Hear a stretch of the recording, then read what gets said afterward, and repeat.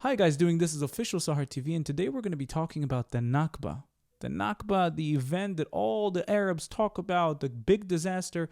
This video will explain everything, so please watch it all the way through, and don't forget to subscribe to the YouTube channel. We're almost at 80,000 subscribers. Let's get to the video. Let's talk about the Nakba. The Nakba is one of the most important things for us to really understand because it lays at the very heart of why so many people are pro-Hamas and pro-Palestinian, why there are accusations of apartheid and ethnic cleansing, and what is fueling so much of the ire and the anger toward Israel. It's also at the heart of what has created this anti-Zionist narrative, and it is the very heart of what has created the story of the Palestinian people and of their victimhood. It has enraged them into this psychotic delusion of justifying terrorism. I've included a bibliography at the end of this report. It's important for you to know that this is a well-sourced report, that this isn't just coming from my own personal narrative. The problem with the Nakba is that while many of the details of what happened are true, the story behind it is absolutely a lie. First, let's go over what the Palestinian narrative is. According to the Palestinians, there was mass immigration of Jewish people into Israel. They took over the Palestinians' lands, they kicked them out, and they put them into refugee camps. The story has a lot more nuance and some really important details. Let's talk about the history of what happened. When the British created the partition plan in 1948 that created the State of Israel, 5 Arab nations around Israel attacked Israel. That's Egypt, Iraq, Jordan, Lebanon, and Syria, plus the Arab League that was existing inside of Israel. And this wasn't just a war to try and gain back the land. A quote from Azam Pasha, who was the Secretary General of the Arab League, he says that this would be a war of extermination, a momentous massacre which will be spoken of like the Mongolian massacre and the Crusades. Please, let's keep in mind that the intention of the Arab nations was to completely obliterate and totally genocide the Jewish people. There was never any thought of the Arab nations that they had any chance of losing this. When it comes to the expulsion of the Palestinian people that were living on the land, there were 3 things that are the actual truth of what happened. 1, many of them left willingly because a war was going on. 2, some of the people were expelled by Israel. And 3, the Arab leadership told the people to leave. This is a very important part of this narrative. There is a lot of evidence from Ben Gurion and also from Golda Meir urging the Palestinian population to stay.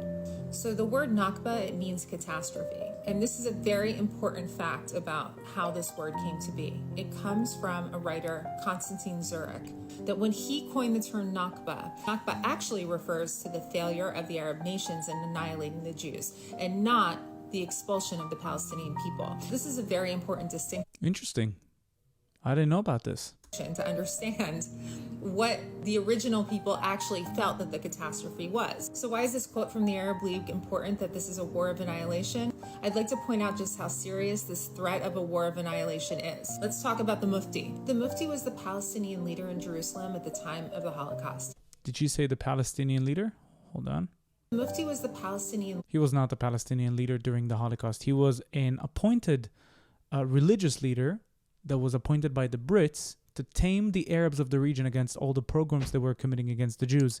He was only the leader of the Muslims, not the leader of the Christians and not the leader of the Jews. So he was not a Palestinian leader. Certainly did not identify as one. Leader in Jerusalem at the time of the Holocaust. He was super in with the Nazis. His desire to annihilate the Jewish people was extremely serious. In 1941, he fled to Germany, met with Hitler and Eichmann to talk about the Jewish problem.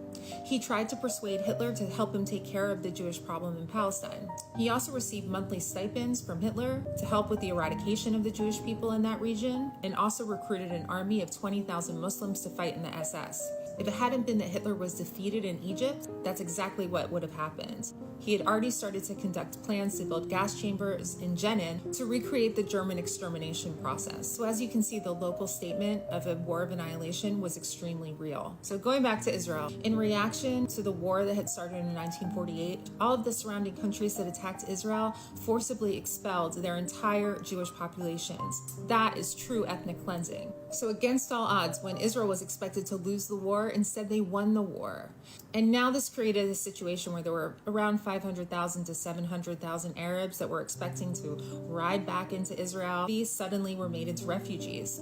Israel does face some harsh criticism for creating these refugees. But after this war that was enacted on them, the real attempts for genocide, to be quite honest, Israel didn't want to invite these hostile people that wanted to annihilate them back into Israel. I think that is understandable. And what would normally happen in a war where the other Arab nations would absorb the populations that were made refugees, none of them did.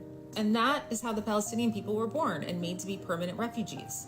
Now what's happened is all of the blame, this part of the attempted annihilation, the fact that the Arab leaders pushed these people out of their homes, all of these details are left out of the story.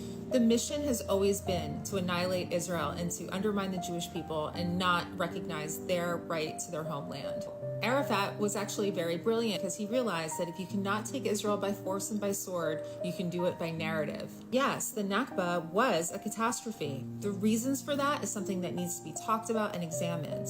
It's also worth noting that there were around 160,000 Arabs that didn't flee from the land. And those are the ancestors of the 2 million Palestinian Israeli citizens who continue to live there today with full and equal rights. So yes, there was a Nakba in the sense that it was a catastrophe. It was a tragedy for them to leave their homes, to become refugees. It was a tragedy for them to not be accepted and repatriated into other countries. Maybe the most tragic thing for them is this continued narrative that keeps them in this story of victimhood and keeps them from being able to move on and thrive as a people as they stay entrenched in this psychopathic, terroristic drive for revenge of a story that is very much a lie and keeps them in a permanent state of victimhood. As far as I see it, the Nakba of the Nakba is the story of the Nakba itself. The Palestinians were never settled. And the reason why they were never settled is because they wanted to keep this problem burning on a low flame, for a long, long, long time. Because the moment the Palestinian people are settled, they're not a people. The moment the Arabs of this region that left or kicked or whatever, the moment they are settled, their whole purpose is done. Their whole agenda is doomed. So that's why they're not trying to settle them. There's an organization called UNRWA completely dedicated to settle the Palestinians. Yet for 76 years, nothing happened. They're not settled. They're still considered refugees. People who live in homes, people who drive nice cars. Give me a break. You're not fooling anyone. Great explanation. I hated the music, but still, great video. Thank you so much for watching this video. Don't forget to like, comment, and subscribe, and I'll see you again in the next video. Yalla, bye.